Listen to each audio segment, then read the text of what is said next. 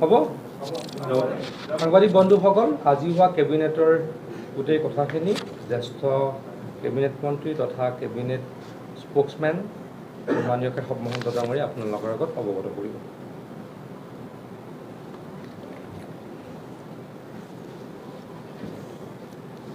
সাংবাদিক বন্ধুসকল, সতীৰ্থ মন্ত্ৰী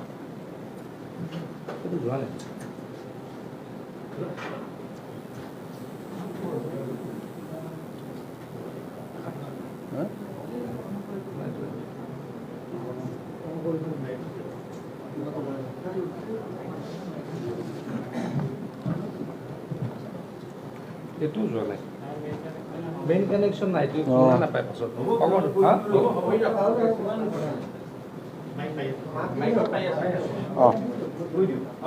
সাংবাদিক বন্ধুসকল, সতীৰ্থ মন্ত্ৰী পীযুষ হাজৰিকা ডাঙৰীয়া, আজি কেবিনেটত কেইটামান গুৰুত্বপূৰ্ণ সিদ্ধান্ত গ্ৰহণ কৰিছে। তাৰ ভিতৰতে মই মূল যিকেইটা সিদ্ধান্ত আপোনালোকৰ ওচৰত অৱগত কৰিব বিচাৰিছোঁ। চাহ বাগিচাৰ কাৰণে আমাৰ যেতিয়া চাহ বাগিচাত আমাৰ প্ৰতিঘৰ গৃহস্থিত আমি যি সাঁচি গছ বা অগৰ গছ, চন্দন গছ, চোম গছ, চুমনি গছ, এই পুলিবিলাক ঘৰে ঘৰে ৰোপণ কৰি যাতে গ্ৰাম্য অৰ্থনীতিটো ব্যক্তিগত পৰ্যায়ত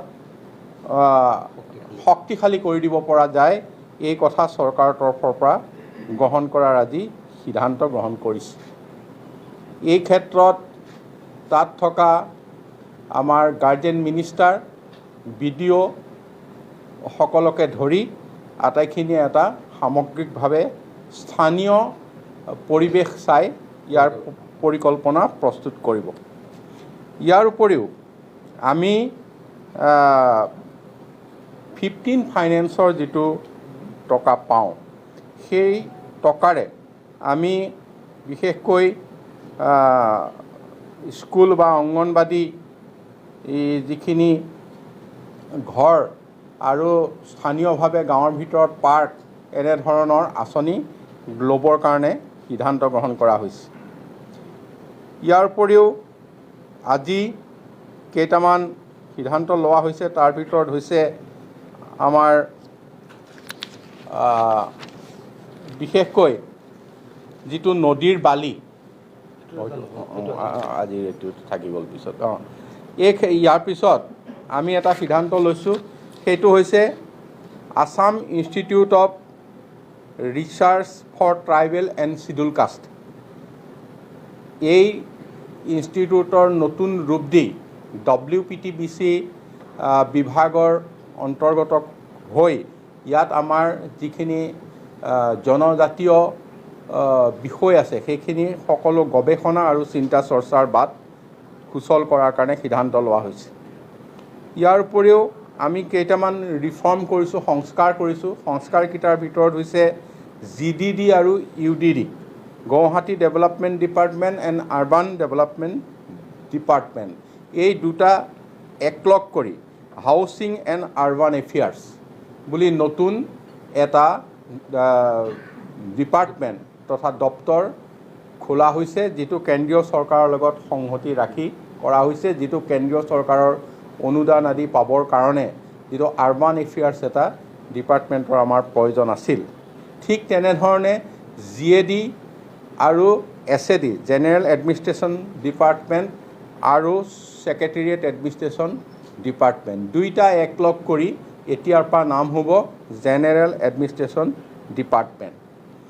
ইয়াৰ উপৰিও সংবাদ মাধ্যমৰ বিশেষকৈ স্বত্বাধিকাৰীসকলৰ কাৰণে এটা সুখবৰ, সেইটো হৈছে আমি বাতৰি কাকতত যিখিনি আমাৰ জনসংযোগৰ তৰফৰ পৰা বিজ্ঞাপন দিয়া হয়, এই বিজ্ঞাপনসমূহৰ ক্ষেত্ৰত লগতে টিভিৰ ক্ষেত্ৰতো মানে ইলেক্ট্ৰনিক মিডিয়াৰ ক্ষেত্ৰতো যে এইখিনিৰ যিটো পাব লগা ধন তেখেতসকলে বহু দিন ধৰি অপেক্ষা কৰিব লগা হয়, যাৰ কাৰণে হয়তো এটা দীঘলীয়া প্ৰক্ৰিয়া আছিল বিত্ত বিভাগৰ জৰিয়তে। এতিয়া সেইটো আজি সিদ্ধান্ত নাকচ কৰি আমাৰ বিভাগে পোনে পোনে চিলিং দিব পাৰিব। সেইটো বিভাগীয় মন্ত্ৰী পীযুষ হাজৰিকা আছে, তেখেতে পোনে পোনে ইয়াত চিলিং দিব পাৰিব বিত্ত বিভাগলৈ নোযোৱাকৈ। গতিকে তেখেতে পৰিকল্পনা কৰিছে খুব সোনকালে এইটো প্ৰতি মাহে অন্ততঃ এইখিনি টকা পইচা এই সংবাদ মাধ্যমৰ স্বত্বাধিকাৰীসকলক দিব পৰা হ'ব। ইয়াৰ উপৰিও আমাৰ কেইটামান অঞ্চল খৰাং অঞ্চল হিচাপে চিহ্নিত কৰা হৈছে। সেইটো হৈছে দুটা চাৰ্কুল, এটা হৈছে গোলাঘাট চাৰ্কুল আৰু এটা হৈছে সৰুপথাৰ চাৰ্কুল। গোলাঘাট চাৰ্কুল আৰু সৰুপথাৰ চাৰ্কুলৰ সেই অংশখিনি খৰাং হোৱা বাবে খৰাং পীড়িত অঞ্চল হিচাপে ঘোষণা কৰা হৈছে আৰু সেই উদ্দেশ্যে মাননীয় মুখ্যমন্ত্ৰী ডাঙৰীয়াই ইয়াত তালৈ আমাৰ ৰাজহ মন্ত্ৰী যোগেন মোহন আৰু জলসিঞ্চন মন্ত্ৰী অশোক সিংহালক যাবলৈ দিছে আৰু তাত বিত্তমন্ত্ৰী থাকিব আৰু তেখেতসকলে তাত এইটো নিজে সৰজমিন কৰি যিখিনি সাহায্য SDMৰ এক্ট মতে পাব পৰা আছে সেইখিনি খৰাং পীড়িত অঞ্চল হিচাপে সেই ৰাইজক আমাৰ সাহায্য আগবঢ়াব। ইয়াৰ উপৰিও আমাৰ এই ক্ষেত্ৰত আৰু এটা সিদ্ধান্ত হৈছে যে আমাৰ 100 বছৰতকৈ অধিক পুৰণা chief justice of India chief justice of Assam এই যিটো ব্ৰহ্মপুত্ৰ নৈৰ পাৰ ইয়াক ঐতিহ্য গৃহ হিচাপে আজি ঘোষণা কৰিছে আৰু ইয়াত এতিয়া হয়তো মুখ্য ন্যায়াধীশ ডাঙৰীয়া থাকিব, কিন্তু এটা সময়ত ইয়াক আমি ঐতিহ্য ভৱন হিচাপে আমি সংৰক্ষণ কৰিম। আৰু এটা সিদ্ধান্ত আছিলে, সেইটো সিদ্ধান্ত বিশেষকৈ কোভিডৰ যিটো পৰিস্থিতি আমি দেখিছোঁ যে আমি বিশেষকৈ সন্ধ্যা সময়ত বা তাৰ আগতে দোকান আদি বন্ধ হোৱাৰ সময়ত খুব বেছিকৈ লিকাৰৰ দোকানৰ ওচৰত ভিৰ হয়। গতিকে লিকাৰৰ ক্ষেত্ৰত আমাৰ বেলেগ কেইবাখনো ৰাজ্যৰ মানে উদাহৰণ চাই আৰু সুপ্ৰিম কোৰ্ট আৰু মাদ্ৰাজ হাইকোৰ্টৰ যিটো টেক এৱে যিটো সিদ্ধান্ত, এই সিদ্ধান্তৰ প্ৰতি সন্মান জনাই আমাৰ লিকাৰ অনলাইন কৰিব পৰা এক ব্যৱস্থা কৰা হৈছে। 1 মাহৰ কাৰণে গুৱাহাটী মিউনিচিপাল বৰ্ড এলেকাতহে হ'ব আৰু 1 মাহৰ কাৰণে পৰীক্ষামূলক হ'ব। এইটো কেৱল গুৱাহাটীৰ কাৰণে আৰু এমাহৰ কাৰণে পৰীক্ষামূলক হিচাপে। যদি এমাহটো ঠিকে যায় তেতিয়া হয়তো বৃদ্ধি হ'ব, নহ'লে এইটো বন্ধ হ'ব। ইমিডিয়েট হ'ব, গভৰ্ণমেণ্ট নটিফিকেশ্যনখন ওলোৱাৰ লগে লগে হ'ব। আজি কেবিনেটে সিদ্ধান্ত লৈছে কৰিব লাগিব অনলাইনৰ কাৰণে। এইখিনি কৰাৰ পিছতে ডিপাৰ্টমেণ্টে সিদ্ধান্ত ল'ব। সেইটো গাইডলাইন এক্সাইজ ডিপাৰ্টমেণ্টে ঠিক কৰিব, কিন্তু কেবিনেটৰ ইন প্ৰিন্সিপল সিদ্ধান্ত যে অনলাইন লিকাৰ পাব। যিহেতু কোভিডৰ সময়ত যথেষ্ট আমি তাত ভিৰ দেখিছোঁ আৰু ভিৰ কমাব নোৱাৰিম। অনাৰেবল সুপ্ৰিম কোৰ্ট আৰু মাদ্ৰাজ হাইকোৰ্টৰ অৰ্ডাৰৰ ভিত্তিত কৰা হৈছে। মই এটা এড কৰোঁ সৰু GDD আৰু UDDৰ যিটো এতিয়া মাৰ্জ হ'ল তাৰ কাৰণে মই এটা এড কৰোঁ। মহন্তজনৰ ইতিমধ্যে কৈছে, মই যিহেতু আগতে UDD মন্ত্ৰী হিচাপে কাম কৰিছিলোঁ, মানে কিয় এই ডিপাৰ্টমেণ্ট দুটাক এটা কৰা হৈছে। চেণ্ট্ৰেল গভৰ্ণমেণ্টৰ ওচৰত GDD UDD বুলি বেলেগ বেলেগ ডিপাৰ্টমেণ্ট নাথাকে। অসমত আছিলে যে GDD মানে গুৱাহাটী ডেভেলপমেণ্ট ডিপাৰ্টমেণ্ট আৰু urban development excluding Guwahati development department area বাদ দি, গতিকে সেইটোত কাম কৰিবলৈ অলপ অসুবিধা হয়।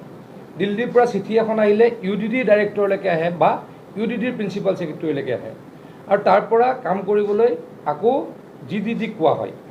তেওঁলোকৰ যি চিলিং আহে বা যি এইড আহে, আৰ্বান ডেভেলপমেণ্টৰ এইড আহে, GDDৰো পইচাখিনি আৰ্বান ডেভেলপমেণ্টত আহে। গতিকে GDDয়ে আকৌ লৈ যাব লাগে আৰ্বান ডেভেলপমেণ্টৰ পৰা। কেতিয়াবা কি হয়, GDDয়ে চিলিং দিব নোৱাৰাৰ কাৰণে UDDয়ে চিলিংখন ল'বলৈ একো কৰিব নোৱাৰে। চিলিং নহয়, ইউটিলাইজেশ্যন চাৰ্টিফিকেট ইউ চি কেতিয়াবা GDDয়ে যদি দিব নোৱাৰে UDDয়ে পইচা নাপায় গতিকে এই কামখিনি যাতে অসুবিধা নহয় তাৰ কাৰণে আজিৰ পৰা এটা ডিপাৰ্টমেণ্ট কৰা হৈছে আৰু কেশৱ মহন্ত ডাঙৰীয়ে ইতিমধ্যে কৈছে এই ডিপাৰ্টমেণ্টটো হাউচিং আৰু আৰ্বান এফেয়াৰ্ছ বুলি জনা যাব দিল্লীত মানে যি ধৰণে আছে হাউচিং এণ্ড আৰ্বান ডেভেলপমেণ্ট বৰ্তমান যেটো মুখ্যমন্ত্ৰী ডাঙৰীয়া কাৰ্ফিউ চলি আছে বা কেবিনেট খবৰ নহয় আজি মই কেবিনেটৰ বাহিৰৰ কথা নকওঁ এই ক্ষেত্ৰত মোক মই এটাই কথা কৈ থওঁ যে মাননীয় মুখ্যমন্ত্ৰী মহোদয়ে এই ক্ষেত্ৰত সিদ্ধান্ত ল'ব আৰু সিদ্ধান্ত লোৱাৰ লগে লগে পৰৱৰ্তী কথাখিনি আপোনালোকক অৱগত কৰিম